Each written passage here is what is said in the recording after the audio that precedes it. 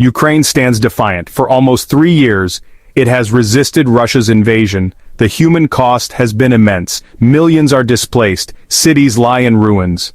The fight for freedom continues, but the burden weighs heavily on Ukraine's people. At the heart of this struggle is a debate over conscription. Currently, Ukrainian men aged 25 to 60 face mandatory military service. However, with the war dragging on, pressure is mounting to lower the conscription age to 18. Proponents argue that it's necessary to replenish depleted ranks. Critics warn of the devastating consequences for a generation barely out of school. This is not simply a military calculation. It's a moral reckoning with profound implications for Ukraine's future. The decision will shape not only the trajectory of the war, but also the very fabric of Ukrainian society. The world watches as Ukraine confronts this agonizing dilemma. Lowering the conscription age to 18 strikes at the heart of a fundamental moral question. Is it ever justifiable to send teenagers to war? Opponents argue that 18-year-olds, fresh out of school, are ill-equipped to face the horrors of combat. They lack the life experience and emotional maturity to process the trauma of war. The psychological toll on young soldiers can be devastating. Post-traumatic stress disorder, anxiety, depression, and suicidal thoughts are common among combat veterans. Exposing adolescents, still in their formative years, to such trauma carries immense risks. The moral imperative to protect children is enshrined in international law. The optional protocol to the Convention on the Rights of the Child, ratified by Ukraine, prohibits the compulsory recruitment of children under 18 into armed forces. Lowering the conscription age would not only violate this international commitment, but also erode fundamental moral principles. Furthermore, sending a generation of 18-year-olds to war robs them of their futures. It deprives them of the opportunity to pursue education, build careers, and start families. This loss will have long-term consequences for Ukraine's social and economic recovery. The psychological and social consequences of war on young soldiers are undeniable. Studies have shown that exposure to combat at a young age significantly increases the risk of developing mental health issues. Post-traumatic stress disorder, or PTSD, is a common diagnosis among veterans, characterized by flashbacks, nightmares, anxiety, and emotional detachment. Beyond PTSD, young soldiers may struggle with depression, substance abuse, and difficulty reintegrating into civilian life. The trauma of war can also lead to relationship problems, unemployment, and homelessness. The social impact extends beyond the individual. Families are torn apart by deployment and loss. Communities struggle to cope with the influx of returning veterans struggling with physical and psychological wounds. The economic burden of caring for veterans with disabilities and mental health issues is substantial. Lowering the conscription age would exacerbate these problems, exposing a larger segment of Ukraine's youth to the horrors of war. The long-term costs, both human and economic, would be immeasurable. While the debate over conscription age rages, a crucial aspect of Ukraine's defense needs urgent attention: equipment and training. Ukraine's armed forces are facing a critical shortage of essential weapons, ammunition, and advanced military technology. This shortage puts Ukrainian soldiers, regardless of age, at a significant disadvantage against a better-equipped Russian army. Instead of focusing on conscripting teenagers, Ukraine's priority should be securing more advanced weaponry from its Western allies. Anti-tank missiles, air defense systems, and long-range artillery are essential for Ukraine to effectively defend its territory. Modern drones and electronic warfare capabilities are also crucial for countering Russia's military advantage. Equally important is providing Ukrainian soldiers with adequate training on how to use these advanced weapon systems. Western partners can play a vital role in delivering specialized training programs focused on modern warfare tactics, logistics, and command and control. Simply throwing more bodies, especially inexperienced teenagers, into the conflict without addressing the equipment and training deficit is a recipe for disaster. It would lead to higher casualties and achieve little in terms of military success. Section 5. A generation in peril. The demographic impact of war. The war is already having a devastating impact on Ukraine's demographics. Millions have fled their homes, seeking refuge in neighboring countries. The birth rate has plummeted, while the death toll continues to rise. Lowering the conscription age would further exacerbate this demographic crisis.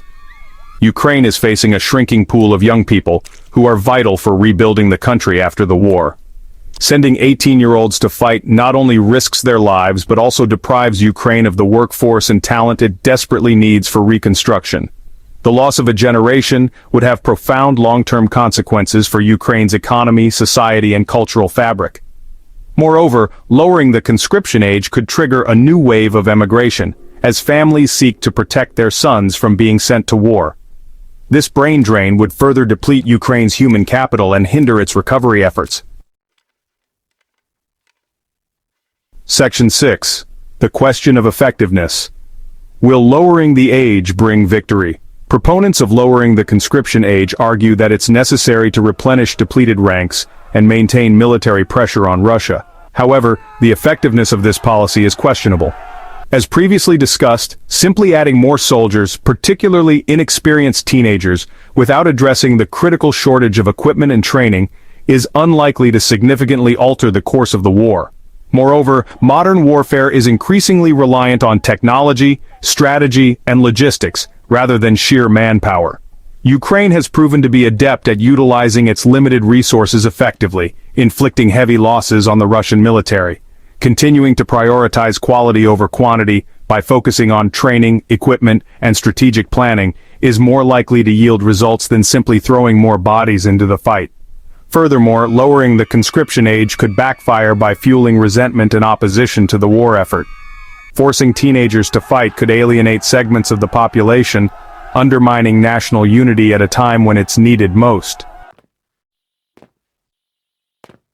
Section 7.